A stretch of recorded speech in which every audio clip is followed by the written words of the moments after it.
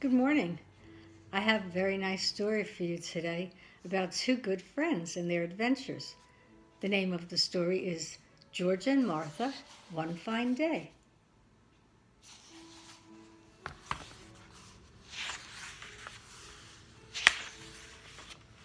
Actually, there's 5 stories in this book, but they go very fast. And the title says 5 stories about two best friends, and this is story number 1. It's called The Tightrope.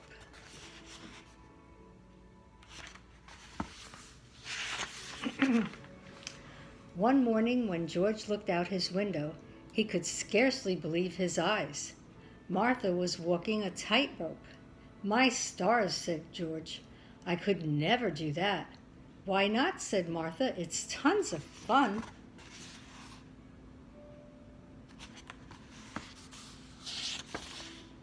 "But it's so high up," said George. "Yes, Martha, and it's such a long way down," cried George. "It's very true," said Martha. "It would be quite a fall," said George. "I see what you mean," said Martha. Suddenly Martha felt uncomfortable. For some reason, she had lost all her confidence and she began to wobble.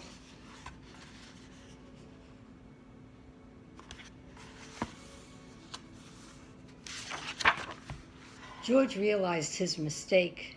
Now he had to do something, some fast talking. "Of course," he said, "anyone can see you love walking the tightrope." "Oh, yes," said Martha. "Certainly," said George. "And if you love what you do, you'll be very good at it, too." Martha's confidence was restored. "Watch this," she said. Martha did some fancy footwork on her tightrope.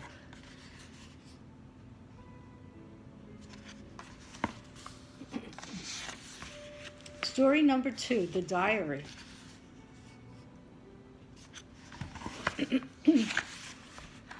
Whenever Martha sat down to write in her diary, George was always nearby.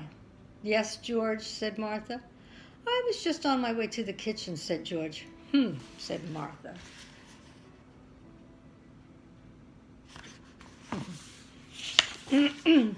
Martha decided to finish writing outdoors. "How peculiar," she said to herself. "I can smell George's cologne." Martha heard leaves rustling above her.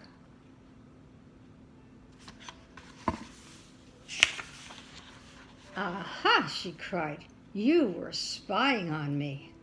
"I wanted to see what you were writing in your diary," said George. "Then you should have asked my permission," said Martha. "May I peek in your diary?" asked George politely.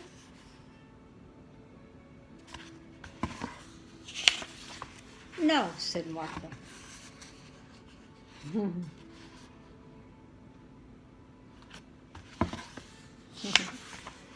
Story number 3, The Icky Story.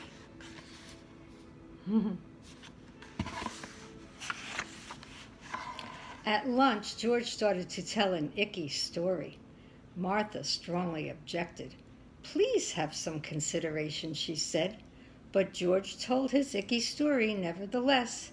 "You're asking for it," said Martha.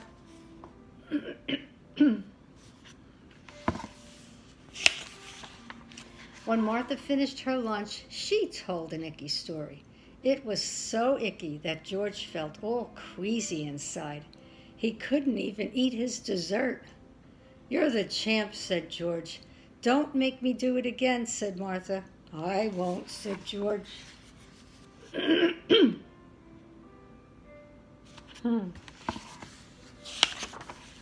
Story number 4, The Big Scare.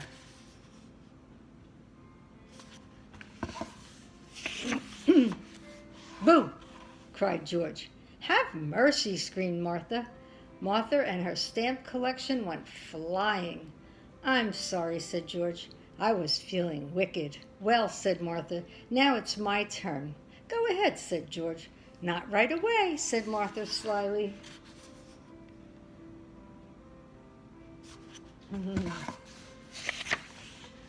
Suddenly, George found it very difficult to concentrate on what he was doing. "Any minute now, Martha is going to scare the pants off me," he said to himself.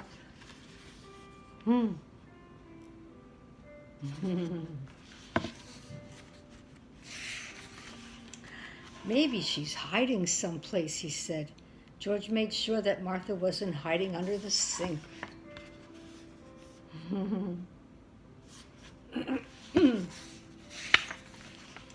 During the day, George got more and more nervous. Any minute now.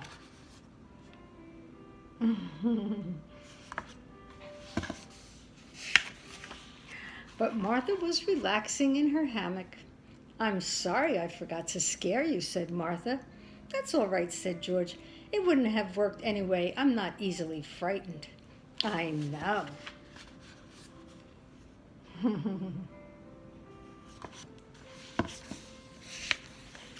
The last story, the amusement park.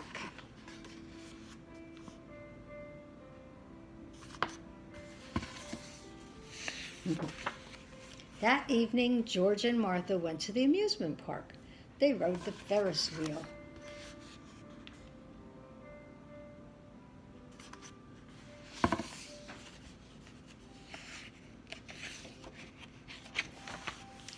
They rode the roller coaster.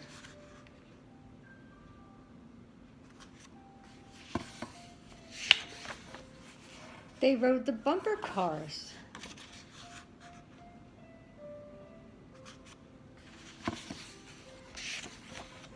But in the tunnel of love, Martha sat very quiet. It was very, very dark in there, and suddenly Martha cried, "Boo!" "Have mercy!" screamed George. "I didn't forget after all," said Martha. "So I see," said George.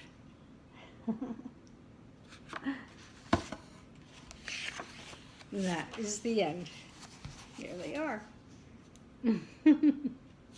I hope you liked that story. I used to read that to Mommy and Daddy when they were little, and they loved George and Martha's story. Okay, I hope to see you soon. I love you very much. Bye-bye now.